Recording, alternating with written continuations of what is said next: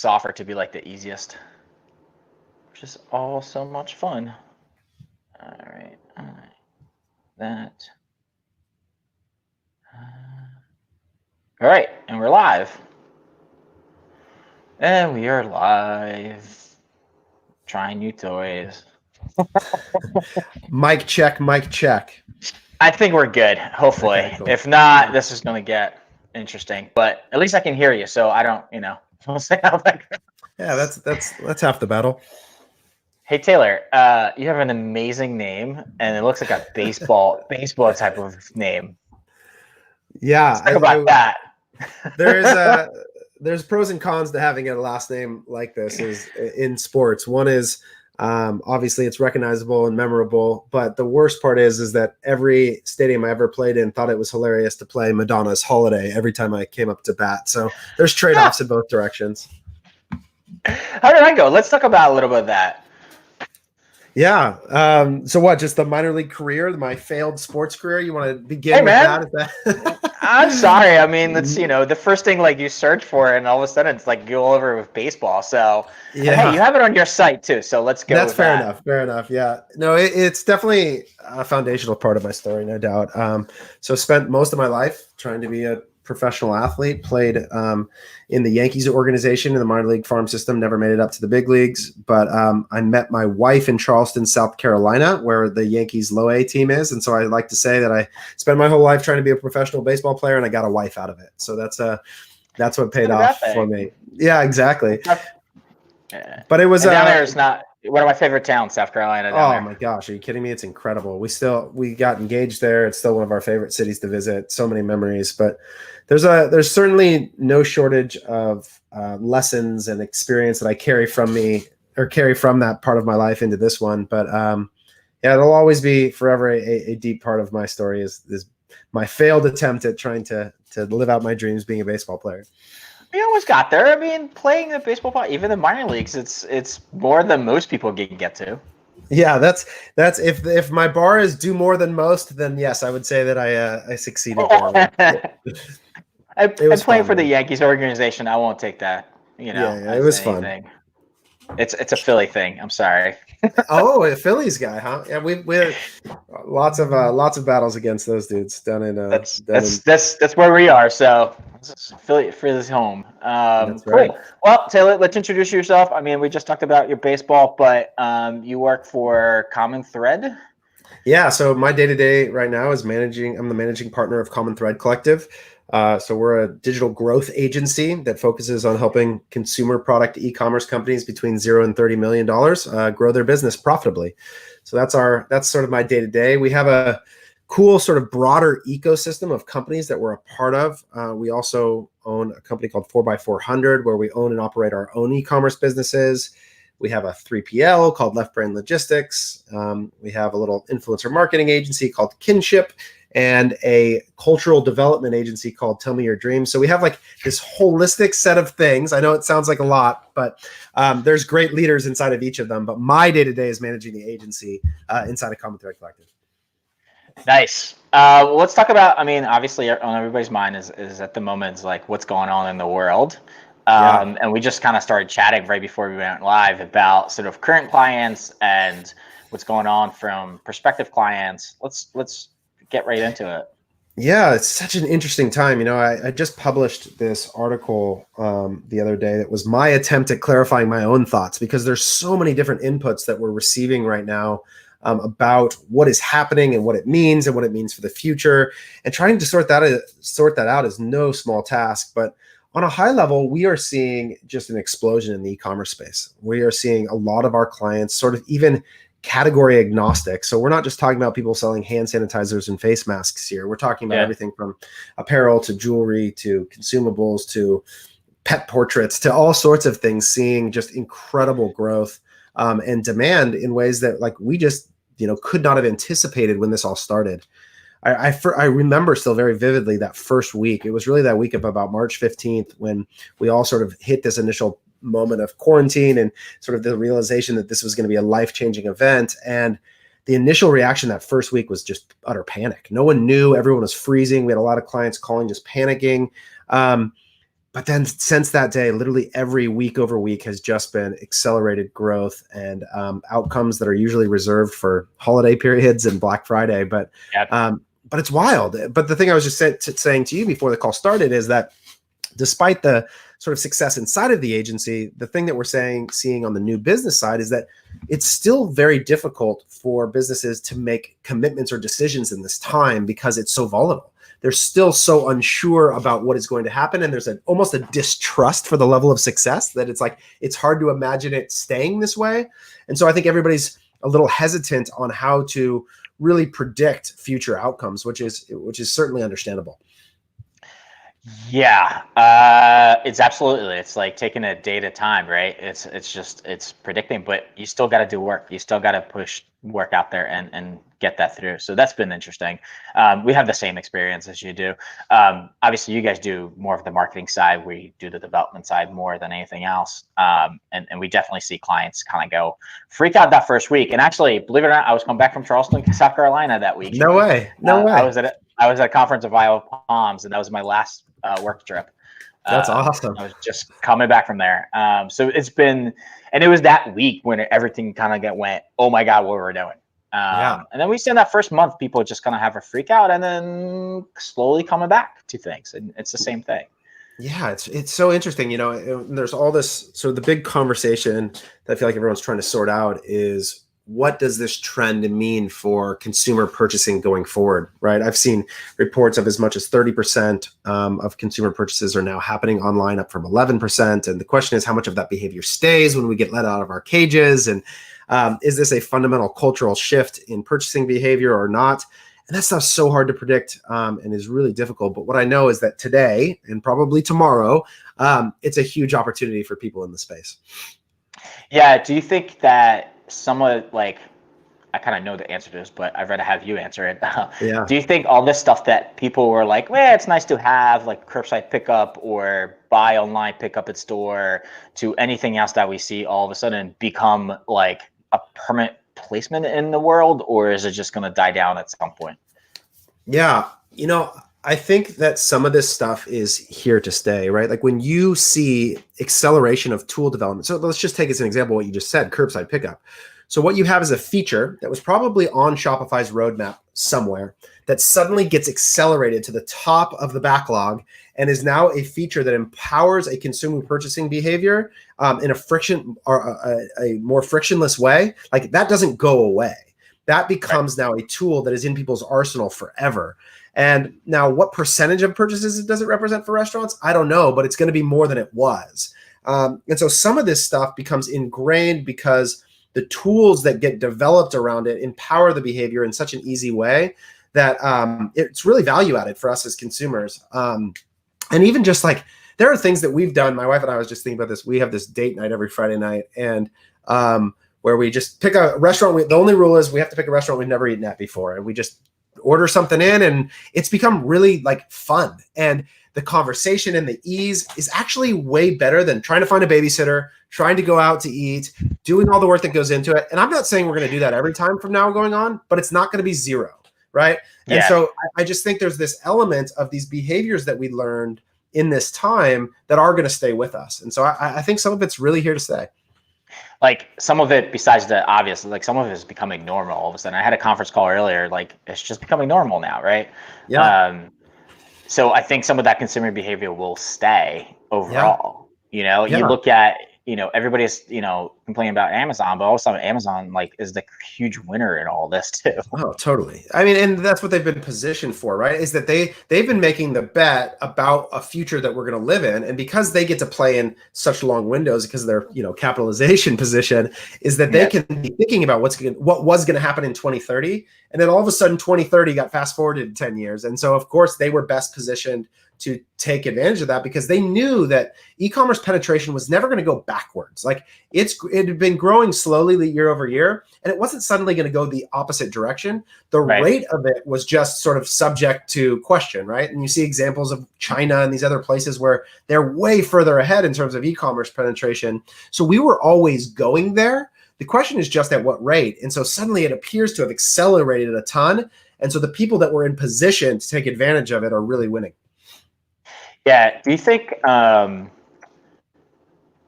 direct to consumer is better, like pure play direct to consumer companies are better sort of put together for this than somebody that's going the other way? Well, yeah, it's funny because the big narrative for our industry was the opposite before this, right? It was all about omnichannel and the ability Right. to develop retail as an I hate that word. Oh, I know, right? But that was the thing. It's like, oh, the D2C bubble is bursting. All these companies are learning the value of retail distribution. Then suddenly, overnight, that became a massive vulnerability. Is that if a lot of your revenue was being driven off of stores that all closed and you didn't have an ability to drive direct to consumer revenue, then all of a sudden you were vulnerable. And so it certainly is the case that if most of your revenue is being generated in a channel that is growing, you're in a better position than if most of your revenue is in a channel that literally disappeared. So there's some like an obvious statement of that. Now, what is true when it comes back? Does the inverse suddenly become true where retail demand goes through the roof? You know, I've heard reports. My brother lives in Tennessee and their state is basically open now. And he was telling me that like retail stores are like packed and there's lines. And so there's a question about like, does the inverse become true? And that feels really hard to predict. I don't know. That seems weird to me. But then again, there's people protesting in the streets of Huntington Beach down the road from me. And that feels really weird to me. So, you know, like, yeah, it's hard to know for sure. But what I can say is that, you know, I have seen big businesses.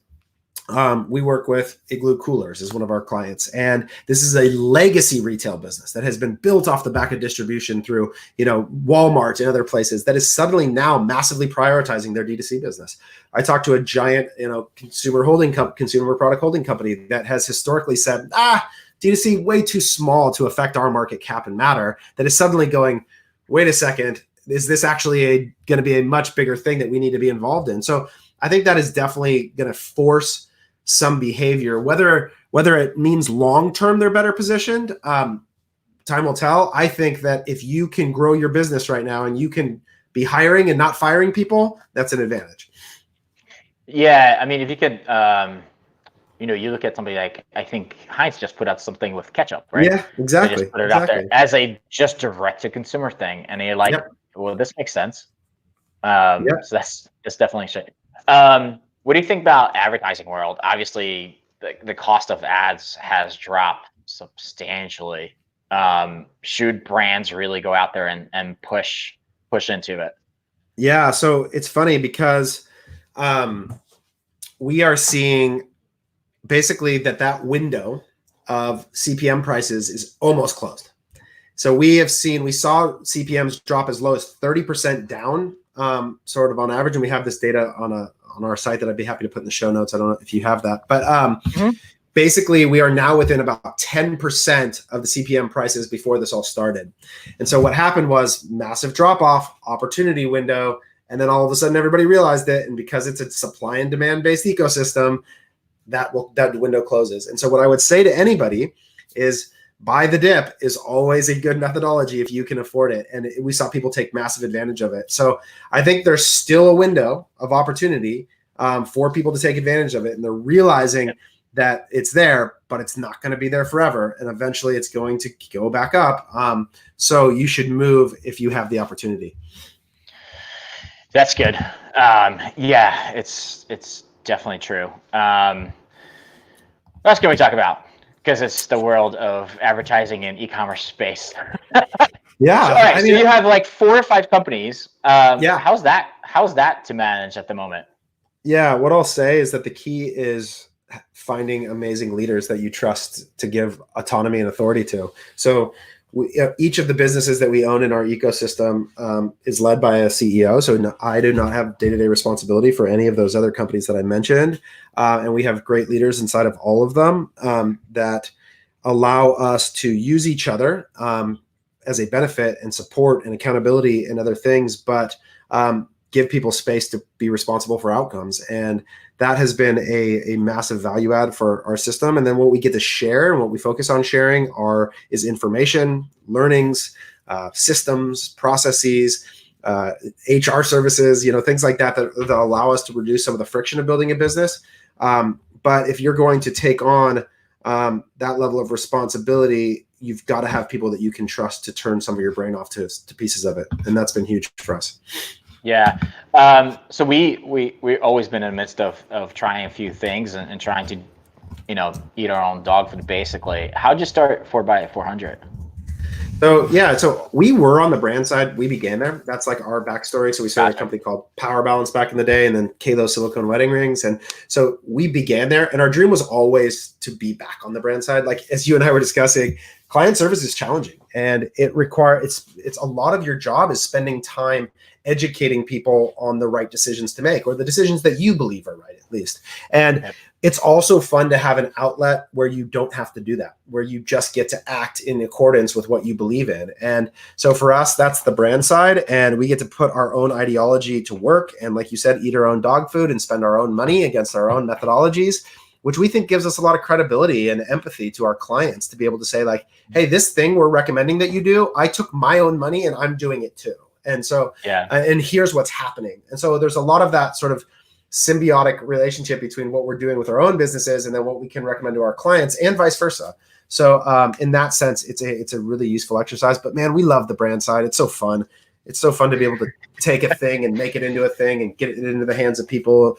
And it's just the growth rate versus human services, which is so human intensive and so much more of a people-based business. Which comes with its own pros and cons, pros in terms of the impact and the relationships, but cons in terms of like the relationships and the things that you have to manage in terms of what people require. And hiring is really hard. So it's fun to be able to like grow. And, we've been doing the agency for 5 years and the product-based business for 2 years. And I think this year, the product-based business will exceed the agency in revenue. That's awesome. Yeah.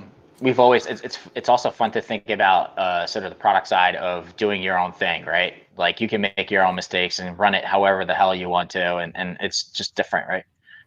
Yeah, exactly. So my friend Brittany here posted a few comment. Cool. What's the key What's the key differentiating relevant messaging across different business you manage? So on the agency side, like the clients in terms of the differentiation, or in our ecosystem? Can you clarify? I think in the agency ecosystem? Probably. Oh, across the ecosystem. So we work hard to unify them under a single umbrella. So our mission across the ecosystem, our holding company is called Dream Labs, and is to help entrepreneurs achieve their dreams. That's what we exist to do. And we do it specifically for consumer product e-commerce. So every business serves that mission. They all serve it in a different way. So the marketing agency serves it by client services and support related to paid acquisition and retention and creative production. Influencer marketing serves it through relationship development, through influencers that will affect your business. The TMYD does it through culture development, so helping businesses improve their internal culture. The 3PL obviously does pick, pack, and ship and logistics, but all against the idea of helping entrepreneurs achieve their dreams. So the key is sort of like the guiding principle of the ecosystem, and then you're able to look at what is the individual role then of each of the pieces of the ecosystem to serve that objective. So that's sort of how we think about it, is that we all have to be pulling on the same end of the rope to create the ultimate outcome, but we have different responsibilities within that in terms of what we're doing. Yeah, and I'm assuming you basically started with one and they just kept on adding to it. Why not, this is kind of a weird question, but why not have it under one umbrella? So it is under one umbrella, but why not in one company? Is that what you're saying?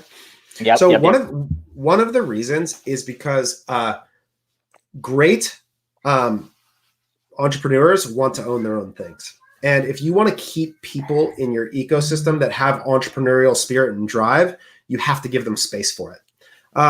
So that's one of the things is about the talent. The way we keep great entrepreneurs in our ecosystem is we give them space to platform them to build their own things. So that's one reason. And there's certainly drawbacks. There's complexities legally, from a structural standpoint, from an obligation standpoint, that do make it challenging.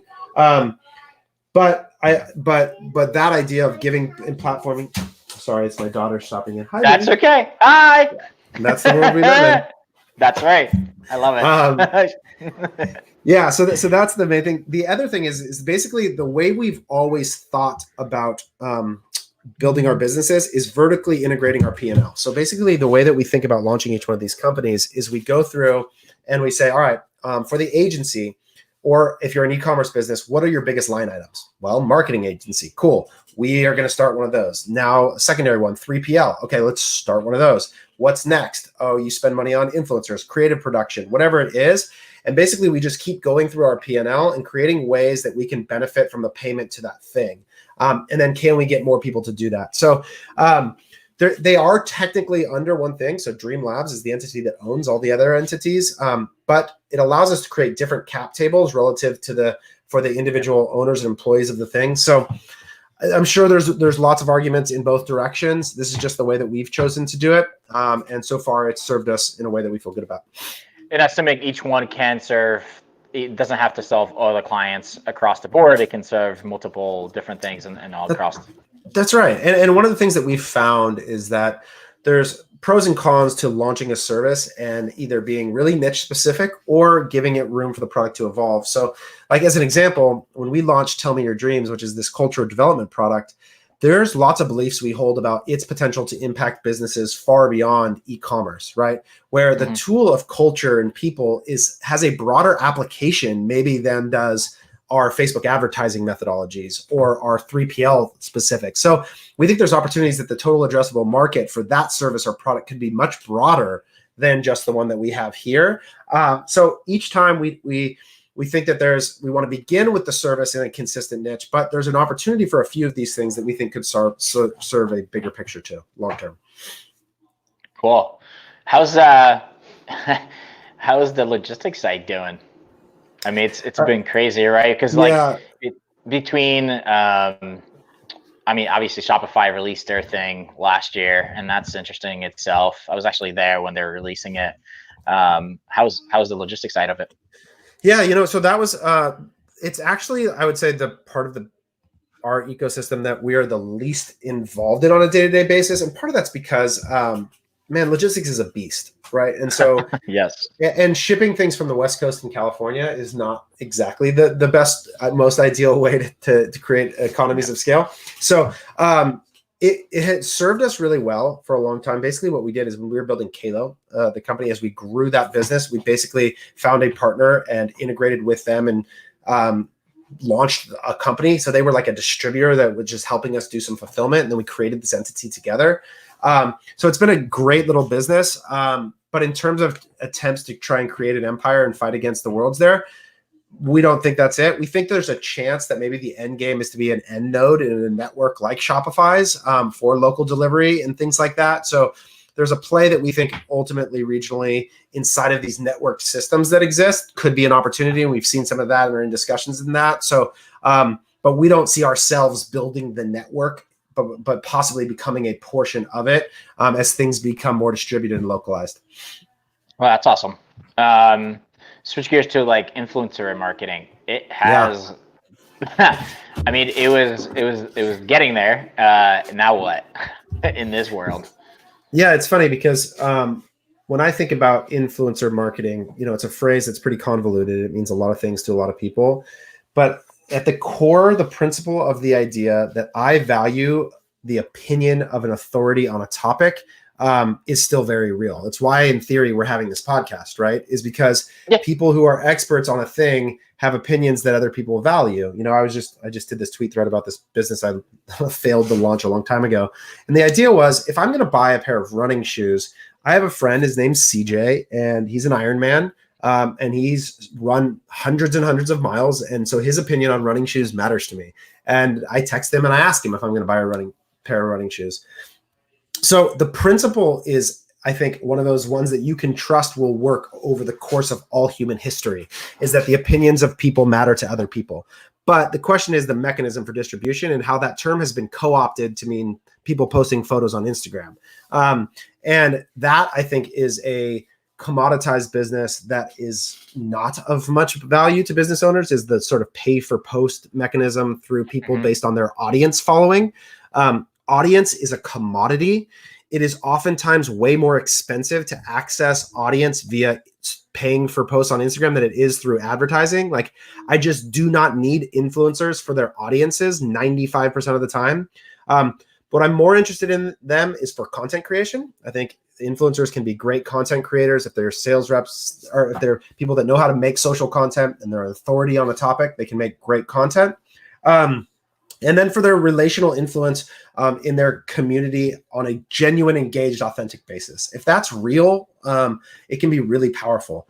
But the whole sort of commoditized world of pay a bunch of people to post photos in a area that has constantly declining organic reach in an inauthentic fashion is not something I sort of find to be very valuable.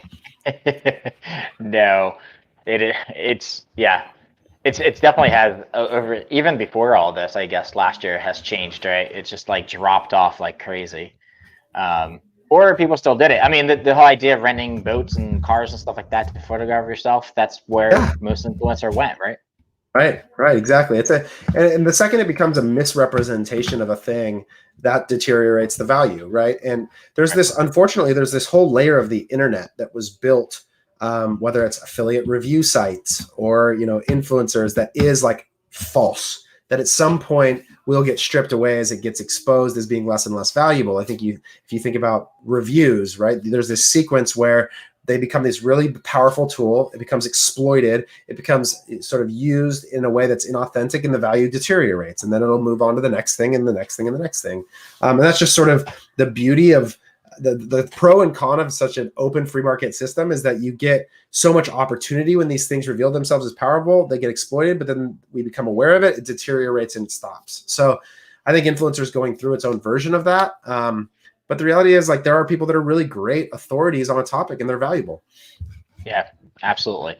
Well, Taylor, thank you for being on this. Plug everything you want, your socials and everything else on this.